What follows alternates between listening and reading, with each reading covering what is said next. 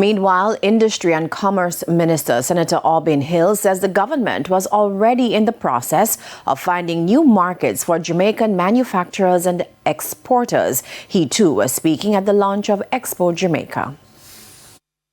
In the past 18 months or so, I've taken business people, Tony, my friend, business people to 10 different countries, 14 different cities.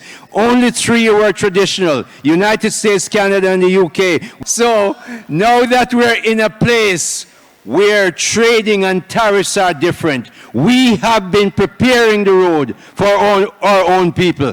Now our business people know where to go, and we're going to make sure they go to new markets because the world is changing and Jamaica is ready.